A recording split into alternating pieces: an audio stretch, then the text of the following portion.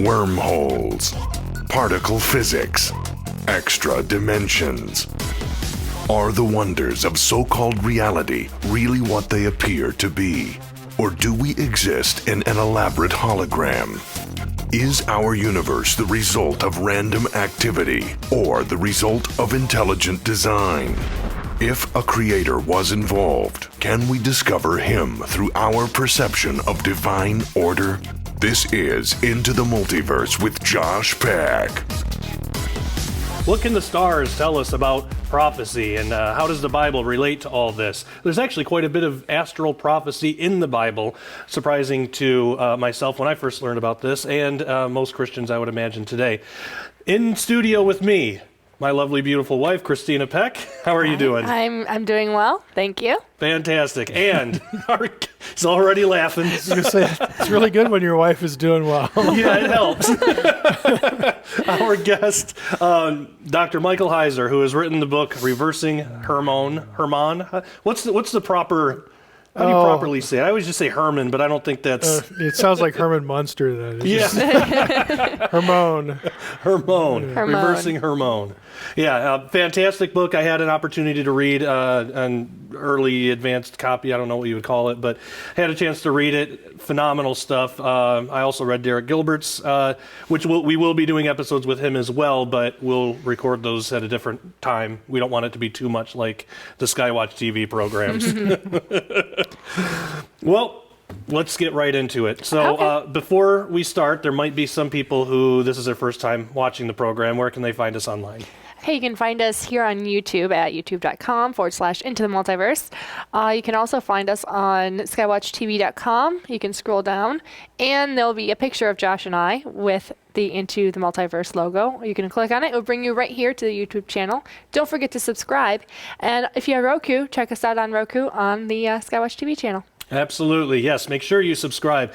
And if you do, you'll have all past, present, and future episodes. You'll also have the episodes we recorded earlier last year with Michael Heiser on cosmic geography and ufology in the church, which is both really interesting topics. But today, astral prophecy. I'll give you the first question, Christina. Okay.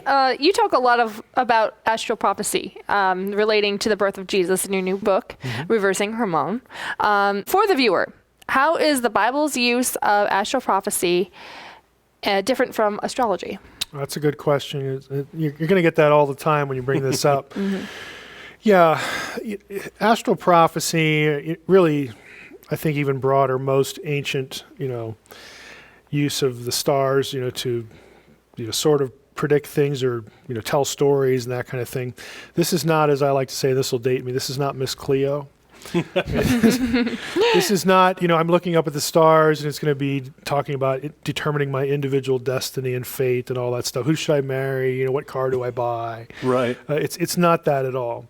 The belief was in the ancient world that the stars were either divine beings. Again, they don't have a knowledge of astronomy like we do, but either divine beings or they were under the power of divine beings because they moved, they changed positions. Okay. Now, for Jews, and there's a lot of this in early Judaism, which surprises people, but you can find this even on the internet if you look up zodiac mosaics in Jewish synagogues. Okay, right. There are whole books written on that. They're not that hard to find. Dead Sea Scrolls have astronomical, / astrological texts. But the idea for a Jew, a faithful Jew, was that, Genesis tells us that it's God who made the stars, and he made them to designate times and seasons. And that's just another way of saying, the stars have something to do with the progression of time and the progression of history. And so God is in charge of that. And so therefore, this whole connection with celestial events, celestial objects, to a faithful Jew, that meant that, okay, if we look at the stars, if we look at the heavens, that might tell us that God is up to something. It might be telegraphing some, thing that God is going to do or God is up to, something like that. So it was a way to credit God with being in charge of the progression of time and history. It wasn't about individual destiny. That's actually why most Jews and most early Christians rejected the concept of pagan astrology, because that's what the pagan astrological stuff was about. Oh, okay. Dictating fate and individual destiny. So someone who was, we'll use the term a Bible believer in the ancient world, rejected that idea because only God determines individual fate and individual destiny. It's not about what's going on in the stars or whatever. I mean, God does something up there because he made that, but the idea that those things, those objects, are the ones that, map out our future, give us, our destiny, was offensive, again, for very obvious reasons. Right, that makes a lot of sense. Revelation 12, that's actually caused a lot of contention among scholars and Bible believers just on how to interpret it. And you write a whole section in your book about it. Here's actually the passage. I'll read it so people at home know what we're talking about. So Revelation 12, it's, what do we have here? 1 through 7, I believe. And a great sign appeared in heaven, a woman clothed with the sun, with the moon under her feet, and on her head a crown of 12 stars. She was pregnant and crying out in birth pains and the agony of giving birth. And another sign appeared in heaven. Behold, a great red dragon with 7 heads and 10 horns on his head, 7 diadems. His tail swept down a third of the stars of heaven and cast them to earth. And the dragon stood before the woman who was about to give birth, so that when she bore her child, he might devour it. She gave birth to a male child, one who is to rule all the nations with a rod of iron, but her child was caught up to God and to his throne, and the woman fled into the wilderness, where she has a place prepared by God in which she is to be nourished for 1,260 days. All right, so there's obviously a lot to unpack there. Just starting with the first element here, what does the woman represent? Because that's something that's caused a lot of differences. The woman, for someone reading the book of Revelation, they would naturally think of one of two things. And as I talk about in the book, these two things sort of get conflated anyway, but people might be inclined to think, if they're a Christian, this is, the Virgin, it's Mary, A Jew would have thought of Israel, because Israel is described as a woman, many passages in the Bible, the bride of God and that sort of thing. So both of those things, though, actually produce the Messiah. So it's kind of like 6 of one and half a dozen of another, right? Depending on what perspective that you're in. But I look at the passage and believe it or not, sometimes the text means just what it says. John says, I looked up into heavens and saw.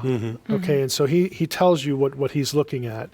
And we don't often, approach Revelation this way because, either we're not sort of cognizant with the larger subject of genre of astral prophecy, and there is such a thing. Academics talk about this all the time. But I think the greater disconnect, the one that most Christians actually ought to be responsible for, is what Paul does in Romans 10. And for me, this was sort of my link into this thinking, where Paul is talking about, hey, people need to hear about Jesus. They need to hear about the gospel. It's that famous passage that I'm sure we've all heard like 20 sermons on. How shall someone hear without a preacher and all that? And, Paul gets to a certain point where he says, have they not all heard? And you expect him to say, no, that's why I'm preaching to you. Go out there and witness to people. But he actually says, indeed they have. And then his proof text in Romans 10:18 is Psalm 19. He says his proof text is, their voice goes out through all the earth. And if you go back and look where that comes from, it's the heavens declare the glory of God. The firmament, declares his handiwork, shows his handiwork. You have celestial objects that are described with verbs of communication in Psalm 19. And so for some strange reason, this becomes Paul's proof text for saying, yeah, everybody here should have heard that there was a divine king here, that the Messiah was here. And to us, that is a complete disconnect. Right. And I can't necessarily prove that this was exactly what was in Paul's mind, but I think Revelation 12 does tell us, again, what Paul was thinking about, what the Magi actually saw.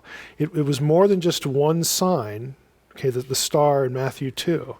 There are other things going on. Now, the description of Revelation 12 helps us to explain the star in Matthew 2, but there's a whole other complex of ideas involving the woman and a few other things that, as you read through the passage, but I'm sure people picked up on. So these are actually like constellations and stuff that's being described here. Yeah. That's cool. This isn't original to me.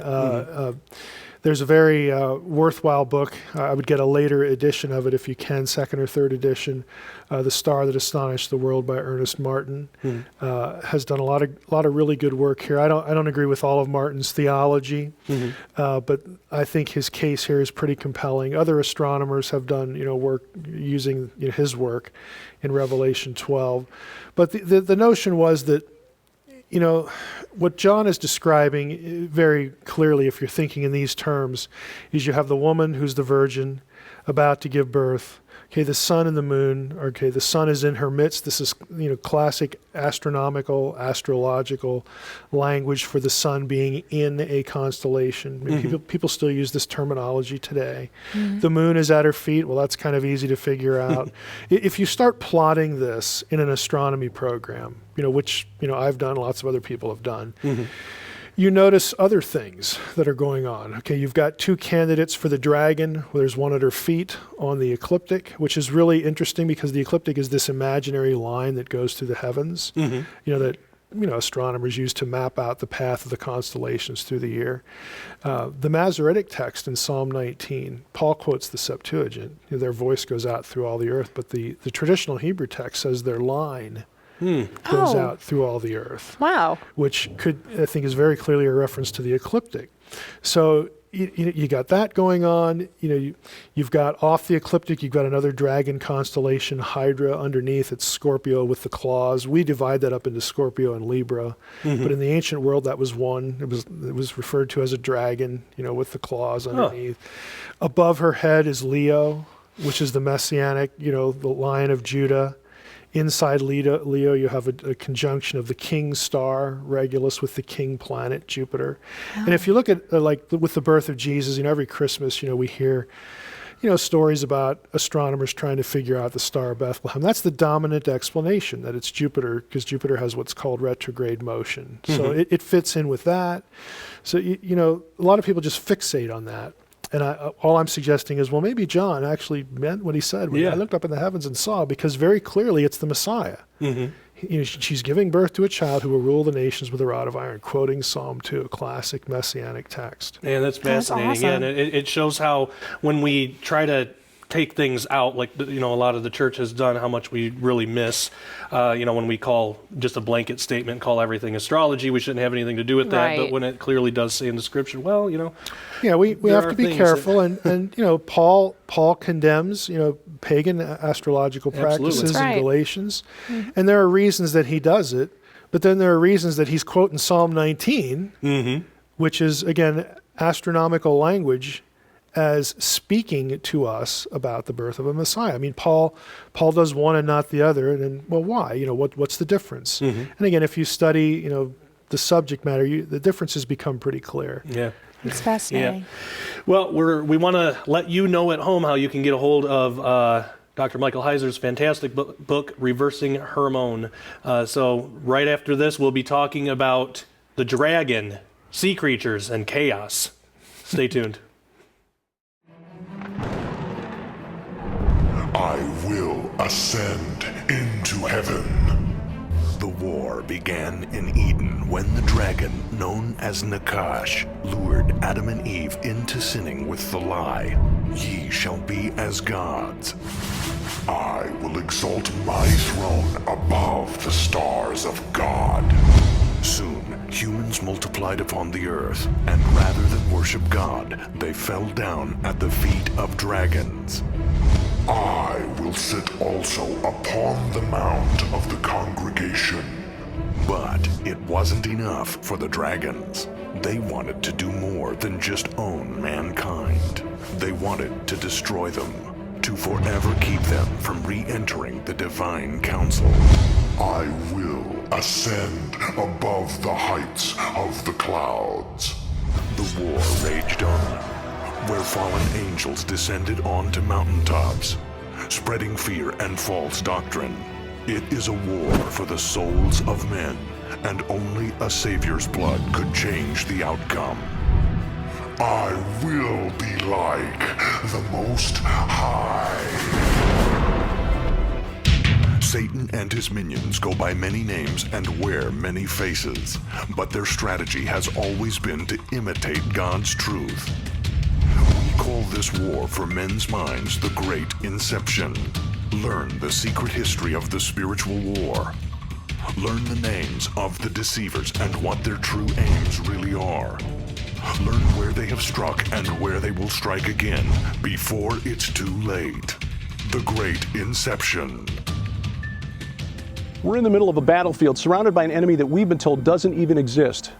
The pagan gods are imaginary, we've been taught, just lifeless blocks of wood and stone. The Great Inception shatters that illusion. It took me 2 years to pull this information together, research into archaeology, history, ancient languages, to show that the Bible stories you've known since childhood are actually literal accounts of supernatural warfare between God and the rebel gods who decided to reject the authority of their creator. My hope is that after reading The Great Inception, you come away with just one question. Why haven't we heard this in church before?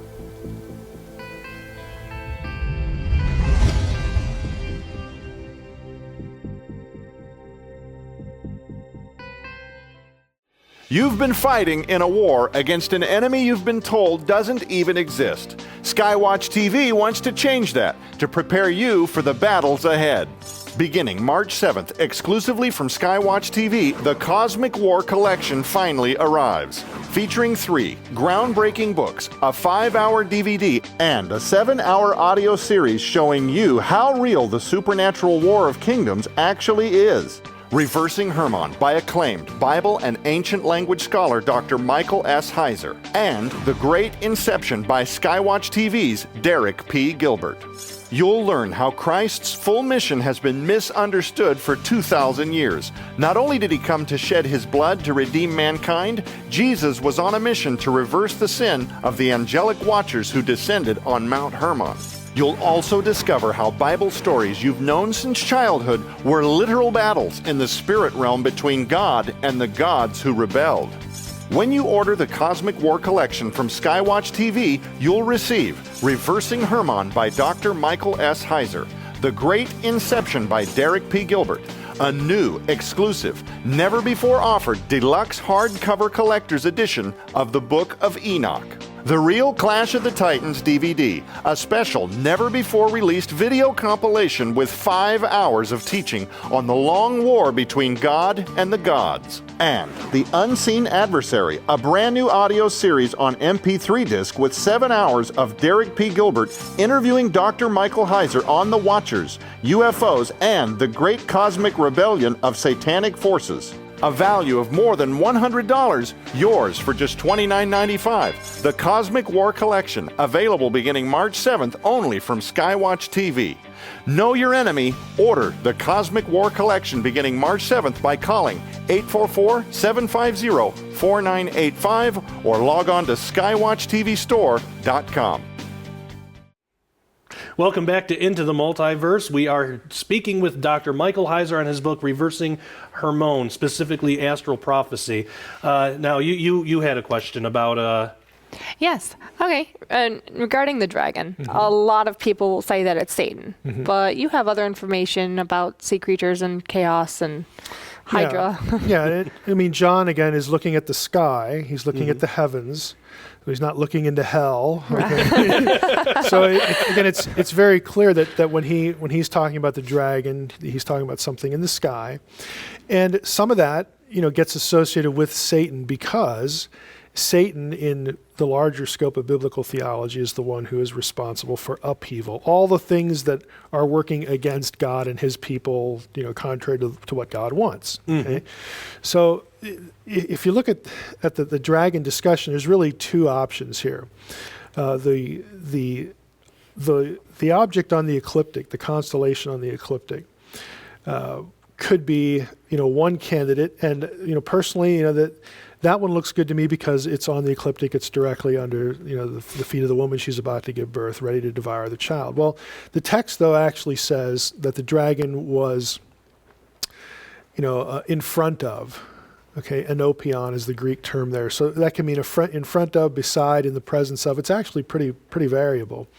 So you could have the other option, Hydra. What Hydra, which is off the ecliptic to the side a little bit, what that one has going for it is that is the traditional ancient symbol for Leviathan. And we all know, again, at least people who are going to be watching this show and Skywatch, we all know that Leviathan is, again, this sort of classic chaos symbol that gets associated with the devil and all that the devil's doing, and is part of the day of the Lord judgment, where God's going to judge Leviathan and kill the beast with 7 heads and horns and all. That's all Leviathan imagery, and that is set in the waters of chaos in the ancient world.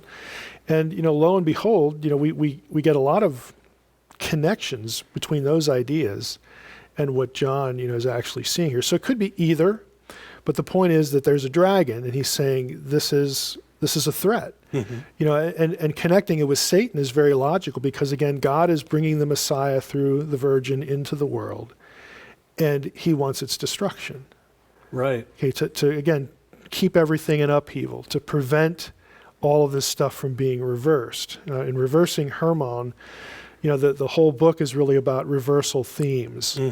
And this is part of the imagery because it doesn't really end with Satan. The part that you don't really pick up on, and you can get lost in the dragon thing, is that if you look at it astronomically, there are things in the sky that would have been what the Magi saw at the birth that actually connect back to figures like Orion, Cassiel in Hebrew. And that takes you into the giant territory.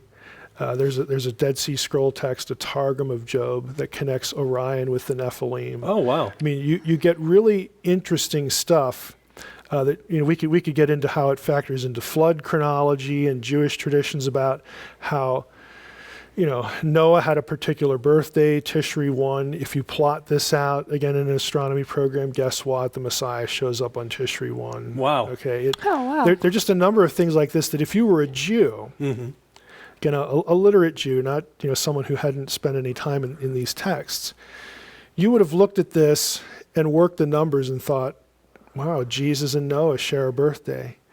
And Noah was here to, be, at the time, God's solution to the transgression of the Watchers. And so this fits. The Messiah is supposed to reverse this as well. He's the ultimate, firewall. He's the ultimate reversal against all of this bad stuff that has been accruing in the history of humanity. Wow, that's fascinating. Awesome. Yeah. What about the wilderness and the 1,260 days? What is that all about? Yeah, it really depends, on what eschatological system you're following. It's part of that larger question.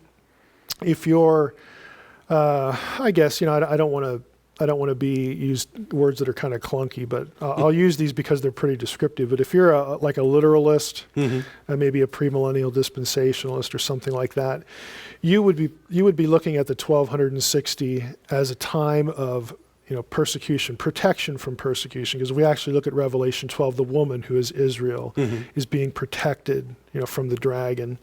You would look at that as part of the tribulation period where the Jews are under protection now, having gone into the tribulation, so on and so forth.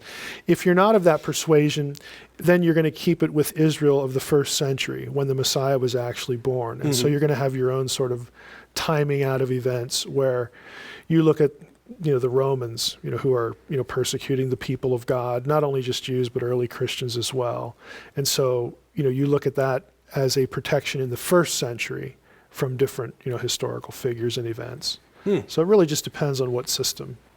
So can the entire book of Revelation, at least the prophetic parts, be looked at as astral prophecy? Yeah, I don't think so. There's a well-known, at least in academia, in New Testament scholarship, there's a well-known book called The Genre and Meaning of Revelation. It's by Bruce Malina. And Malina is a specialist in astral prophecy. He's really a even more than that, a specialist in what they call social scientific approach to the New Testament. Okay. So cultural stuff. He tries to argue this point that pretty much everything in Revelation can get filtered through ancient astronomy. I would say this. I think there's more to that than the average person or New Testament scholar would admit to. But I think Malina carries it a little too far because he more or less has to dispense with how the book uses the Old Testament in certain ways that are, to me, it seemed pretty clear. So I would be much more cautious, than he is. Yeah. Are there other areas outside of Revelation 12 that might be like an astral prophetic thing, or? I think there are. You have the classic, situations in the Gospels where the day of the Lord is accompanied by celestial portents, signs in the sky, the sign of the Son of Man, and all that. That's definitely astronomical, astrological, again, in their thinking. And again, astrology just means God is behind these things, these events. It's sort of a theological spin on, what you're looking at in the sky.